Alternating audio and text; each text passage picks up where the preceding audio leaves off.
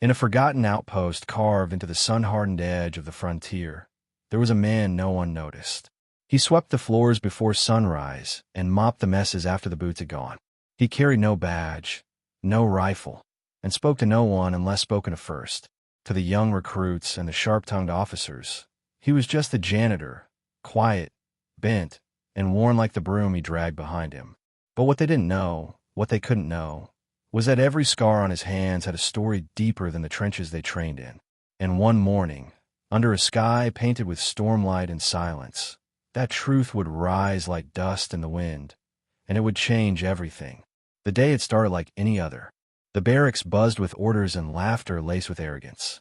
The janitor, known only as Clem, moved through it all like smoke, seen but never considered.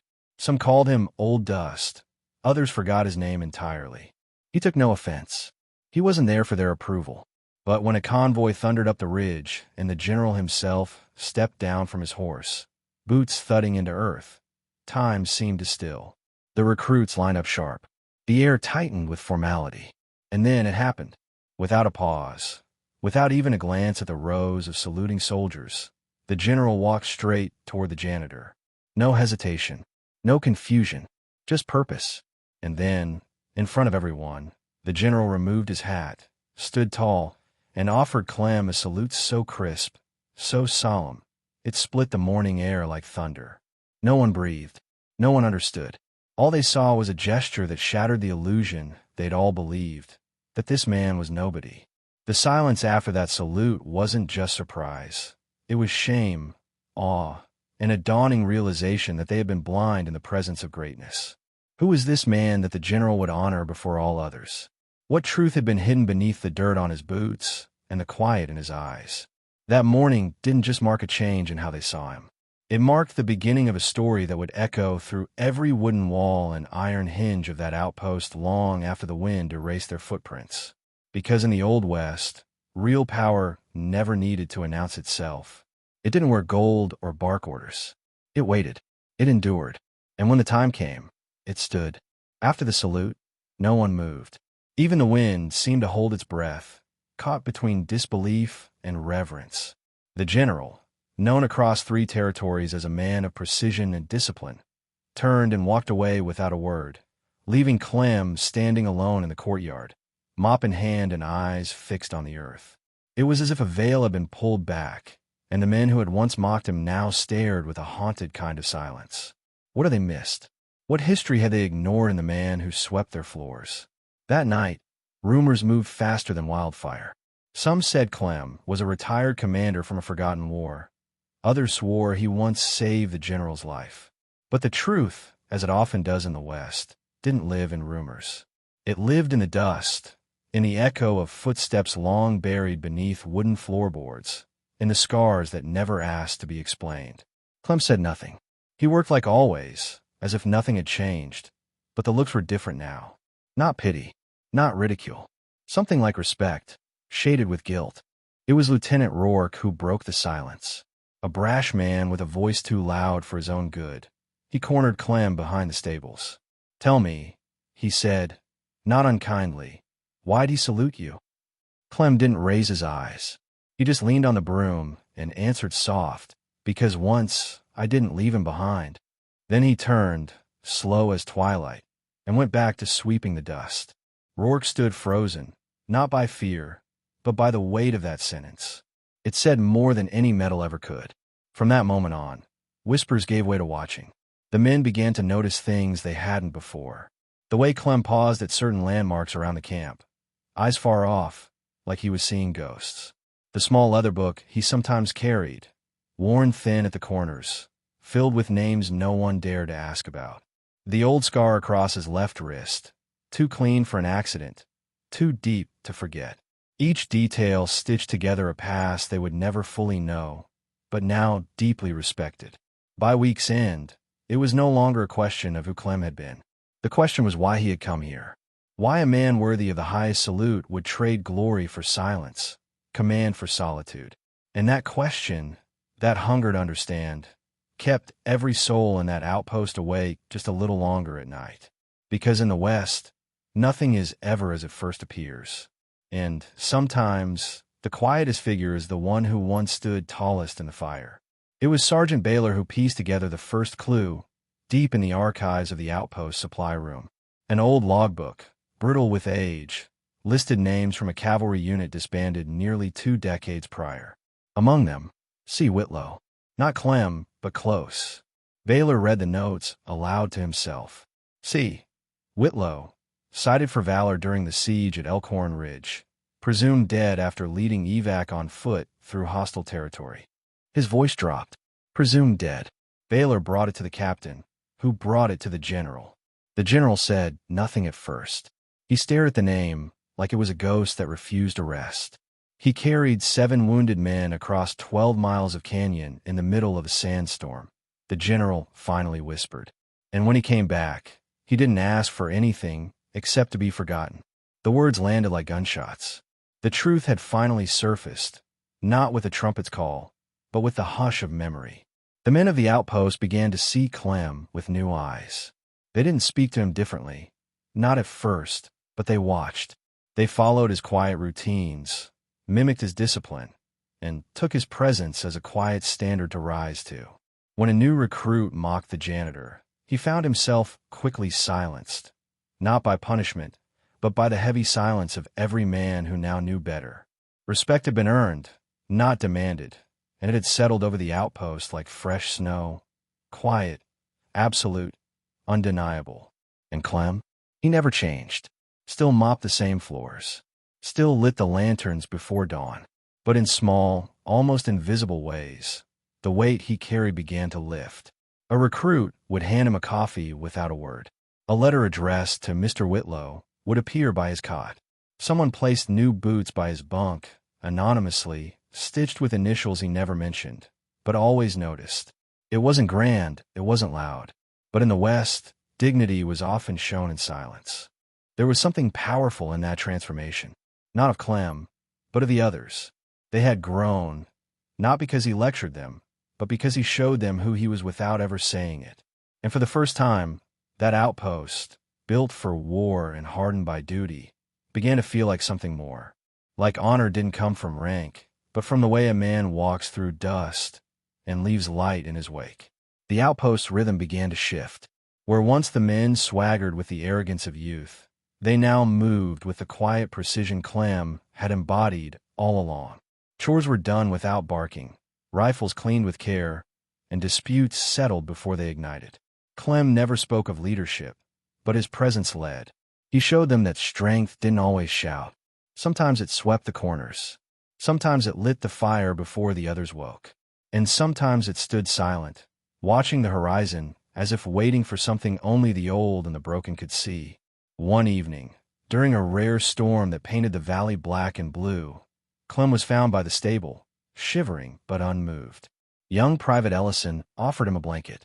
Clem took it with a nod, then said something that stayed with Ellison forever. The world remembers the loud ones, but it's the quiet men who hold it together when everything else falls apart. That sentence spread like wind. By morning, every recruit was repeating it, not to boast, but to remember. They were beginning to understand the weight of legacy. It was Ellison who dared to ask him directly, "Why come back to a place that forgot you?" Clem looked toward the distance, as if searching for something only he could see. "Because I made a promise," he answered. "To those who didn't come home. I said I'd keep watch. So I do." The simplicity of that vow, held for over 20 years, struck harder than any war story. Clem hadn't returned for glory. He'd returned for memory, for honor. And in the West, that mattered more than medals. Soon, the men began collecting pieces of his past. A journal page recovered from a fallen outpost. A carved insignia found beneath a floorboard, matching the one worn by Clem's long-lost unit. They weren't digging to glorify him. They were piecing together a mosaic of quiet greatness that had shaped their lives without them even knowing it. And with every story unearthed, Clem's legend grew, not in fiction, but in reverence, in understanding, in gratitude. But Clem never changed his rhythm. He still rose before dawn, still swept the same path he always had. When someone asked why he never told them who he was, he simply replied, "If they didn't see it in the way I lived, they weren't ready to know." That humility, That refusal to boast taught those men more than any drill or sermon. It showed them that in the Old West, a man's true power wasn't in what he said, but in how he stood when no one was looking. Trouble eventually found its way back to the outpost. A group of mercenaries from across the river, outlaws who had once served and turned bitter, came seeking vengeance for old debts. They had numbers, weapons, and cruelty sharpened by years of hate. The commanding officers panicked. Patrols were doubled, letters sent. Fear crept in through the cracks. But Clem? He simply stood taller, eyes calm, as if he had faced worse storms and lived to tell the silence. He spoke to the general once, just once, behind closed doors. No one knew what was said, but when the door opened, the general's face was pale and resolute. "We follow his plan," was all he muttered before marching out. That night, defenses were realigned. Watch posts doubled, ammunition redistributed with precision. And Clem, he mapped every inch of the terrain like it was a song he'd memorized long ago. The men followed him, not because of orders, but because his stillness gave them strength. The standoff came at dawn. The outlaws approached on horseback, laughter dripping with venom. But what they saw waiting wasn't fear, it was formation. A line of men, ready and calm, with Clem at the center. No gun in hand, just presence. The leader of the mercenaries smirked. "This your defense?" An old man with a mop. But before a single shot could be fired, Clem stepped forward and said a name, their old commander. A name none had heard in years. And suddenly, everything changed. The outlaws froze. Their laughter died. Because only someone who had been there could know that name. Only someone who had seen what they'd seen, bled where they bled. Clem's voice didn't rise. He spoke of promises broken, of honor lost, and of a path they could still choose. And one by one, the outlaws lowered their weapons. Not because of threat, but because of truth. Clem hadn't defeated them with might. He had reminded them of who they used to be. When the sun fully broke over the ridge, the outlaws were gone. No bloodshed, no battle, just silence, and the heavy breath of a crisis averted not by bullets, but by memory. That morning, Clem saved the outpost again, not by force, but by standing as a mirror, one that made even the worst of men see what they had become. And the men who served under him that day, they would never forget the lesson, that the greatest power a man could hold was the ability to change the course of history with a single, steady step. As the days passed, the outpost returned to its quiet rhythm, but something in the air had changed. The men now moved with a sense of inherited purpose, like each step they took was guided by the weight of Clem's legacy. No longer was he just a mystery, or a ghost of a war long buried. He had become the anchor of their days, a living reminder of what true strength looked like when stripped of ego and noise. And in a place where reputation was often louder than truth, Clem's silence spoke the loudest. It was around this time that a letter arrived, worn and yellowed, with handwriting that trembled with age. It came from a widow in a nearby county, the wife of one of the men Clem had carried from Elkhorn Ridge. She had heard whispers, tales of a janitor with eyes like stone and hands that moved with reverence. Her letter thanked him, not for saving her husband, but for remembering, for honoring the men who had fallen when the world forgot them. Clem read the letter alone, under a mesquite tree, and for the first time in years, he cried. The general found him there, eyes distant. He didn't interrupt, just sat beside him and watched the horizon. After a long silence, he spoke. "The army owes you more than medals can carry." Clem shook his head slowly. "No one owes me anything. I didn't come back for debt. I came back to make sure someone remembered their names when the last gun fell silent."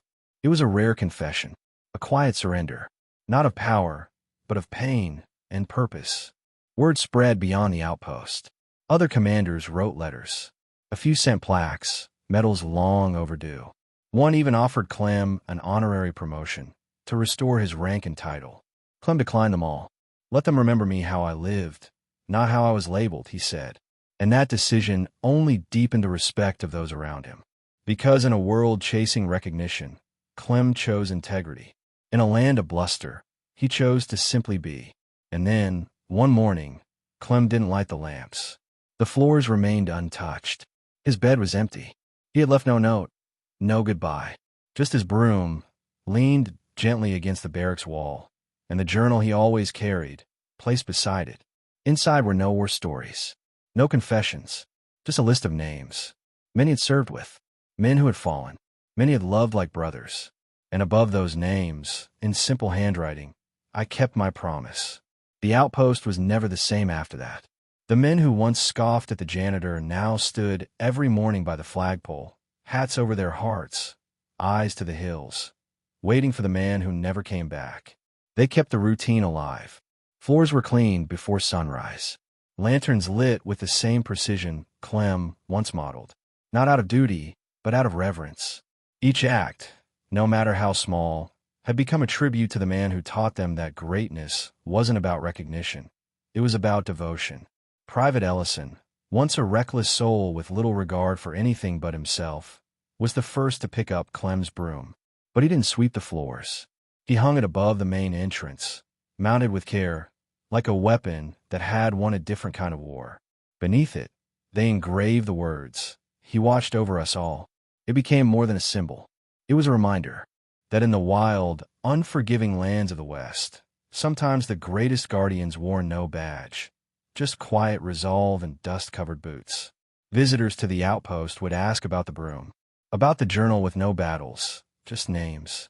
And each time, the story would be told, not as a legend, but as a lesson, about Clem Whitlow, the man they mocked, the man who saved them more than once, not with bullets, but with memory. And slowly, the story traveled beyond the outpost, to towns, to rail stations, to saloons where old soldiers still whispered of battles long gone. His name became a quiet anthem among those who knew what true courage looked like. And though Clem never returned, some say they still see him, a figure at the edge of the valley at dusk, a silhouette by the old church when the wind howls. They say he watches still, not as a ghost, but as a promise kept, that no one would be forgotten, that no man's sacrifice would vanish in the dust. Whether real or imagined, those sightings brought peace. Because even in silence, Clem had become the West's most honest voice. So when you ride through forgotten towns, or pass by an old barracks where the lamps burn just a little brighter, you might be walking where Clem once stood. And maybe, just maybe, if you listen close enough, you'll hear the faint sweep of a broom in the distance. Not cleaning, not laboring, but reminding the world that sometimes the strongest men are the ones who never ask to be seen. Winter came early that year, sharp and biting, the kind of cold that seemed to scrape bone and memory alike. Yet the outpost held strong. The routines Clem had established continued, as though he were still walking among them. But it wasn't just about honoring him. It was about surviving with the dignity he had shown them.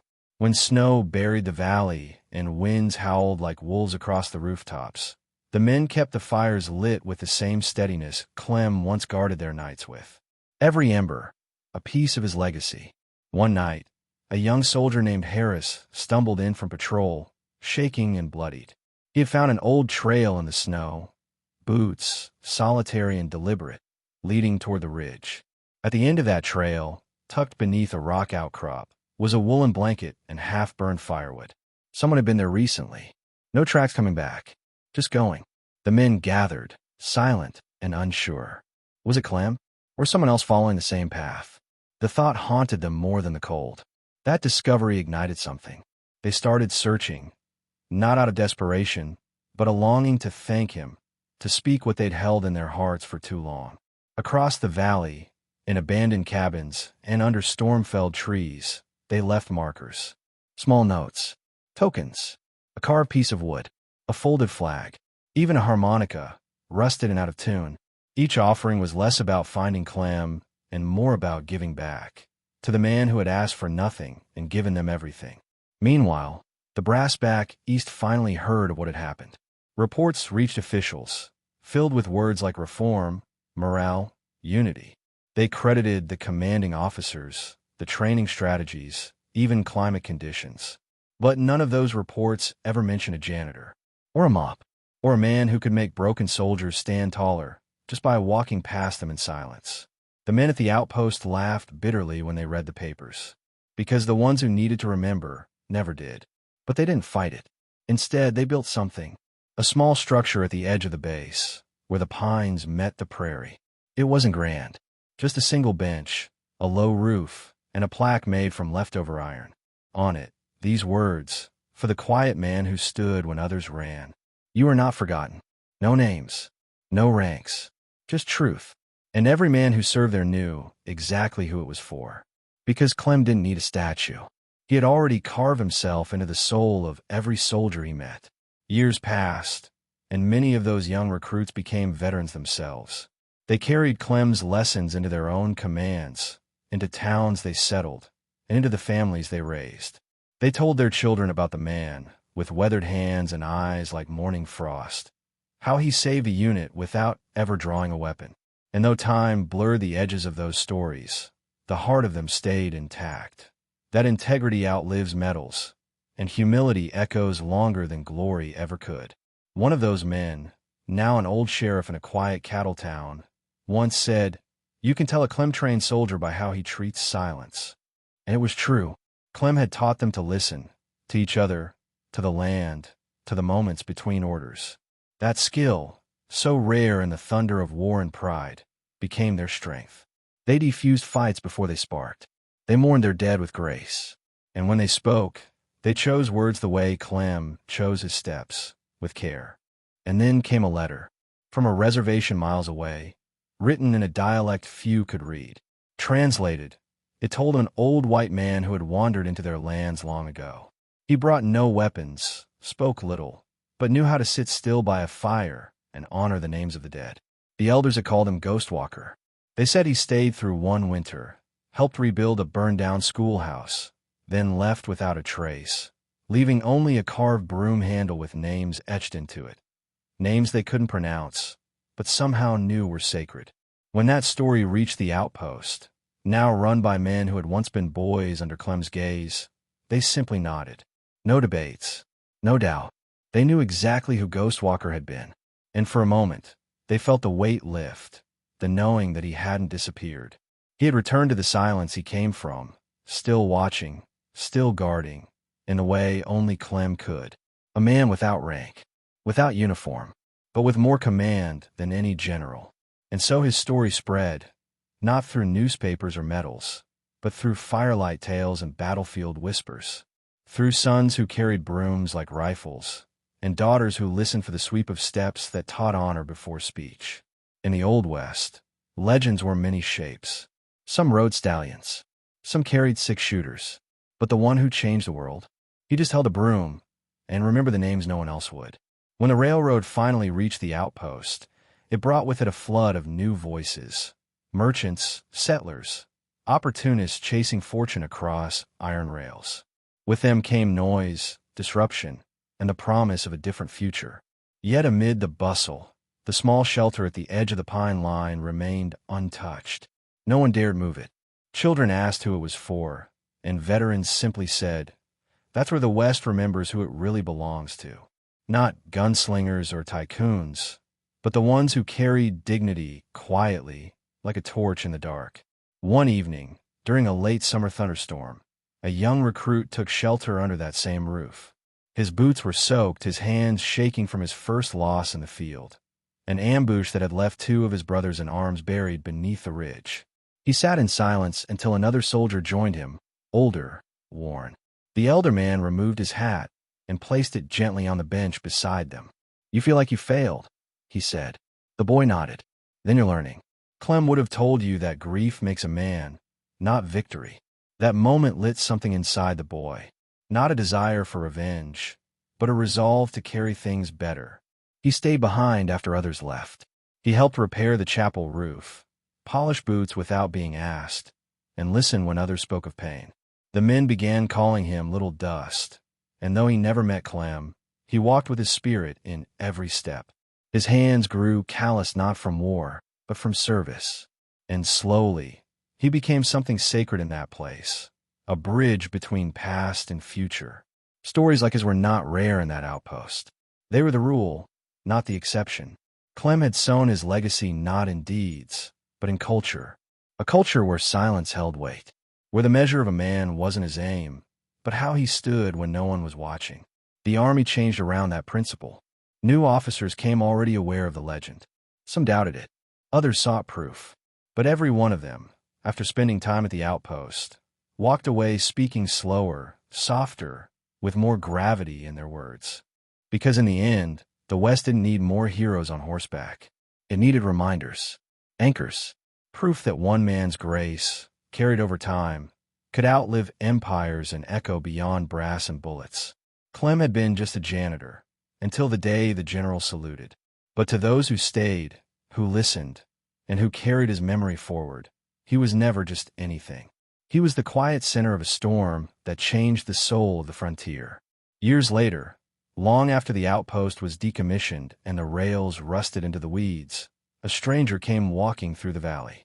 He was neither soldier nor settler, just an old man with a notebook and a heart full of questions. He had heard rumors, followed loose threads across towns and taverns, tracing a legend born in dust. When he found a bench, weathered, forgotten, he sat for a long time. Then he opened his book and wrote, "There are men who leave echoes instead of monuments." I've just met one. That notebook, published years later under the title Whispers of the West, would bring Clem's story to the wider world. But even in ink, the man remained elusive. No full name, no photo, just fragments. Old dust, ghost walker, the man the general saluted. And somehow, that anonymity made the tale more sacred. Because Clem was never meant to be the center of attention. He was meant to be the mirror, the measure by which others found their own integrity. Eventually, a small museum was erected near the outpost ruins, not filled with rifles or war medals, but with personal letters, work boots, and the original broom handle etched with names. People came not for spectacle, but for stillness. They brought their children. They lit candles. And somewhere deep inside that quiet space, many said they felt something, like a presence watching gently, nodding in approval. Not haunting, just enduring. And so, through generations, the story endured. Not because it was grand, but because it was true. In a land carved by violence and fire, it was a tale of restraint, of humility that carried more weight than any gun belt. Clem taught them that you didn't need power to lead, or words to teach. You just needed to show up, day after day, with a heart that remembered every face, even the forgotten. And now, as this story closes, it asks for only one thing from those who've heard it: to remember, not with shouts or banners, but with small, steady choices, to honor the janitors, the watchers, the quiet souls among us. Because somewhere, even now, someone like Clem walks among us, unseen, maybe, but changing the world in silence. In the stillness that follows every tale of the Old West, there lies a deeper truth, one not spoken by gunfire or etched in a law, but whispered through quiet acts of courage. What you've just witnessed is more than the story of a man with a broom or the reverence of a general. It is the unraveling of a truth that often escapes the spotlight, that dignity lives in the unnoticed, and the soul of a nation may rest in the calloused hands of those we overlook. From the windswept trails to the crowded barracks, Clem's legacy was not built through defiance, but devotion. He didn't speak loudly, yet his silence spoke volumes. He didn't lead with commands, yet others followed. He didn't wear a badge, yet every man who passed him felt the weight of his presence. This is the paradox of true greatness. It does not announce itself, but instead reveals its strength in stillness, in service, in unwavering grace. Reflect for a moment on what it means to leave behind more than footprints. To live in a way that others carry forward not your name, but your impact. That's the essence of this story, and perhaps its most powerful offering. It's not about the broom, the uniform, or even the salute. It's about the invisible thread tying all of us to the choices we make when no one is watching. If this story moved you, it's likely because you, too, have felt unseen at some point, like your efforts, your silence, your quiet endurance were overlooked. But just as Clem showed us, nothing done with love, humility, or integrity ever truly disappears. It echoes, it shapes others, and it waits patiently to be remembered by those with hearts still open to wonder. So if you believe in stories that lift the unseen, in memories that matter, and in lives that leave something sacred behind, stay with us. Subscribe, like, and share your thoughts below. Your voice helps carry forward legacies like Clem's and ensures that these stories are never forgotten in the dust. Let's keep the fire burning together.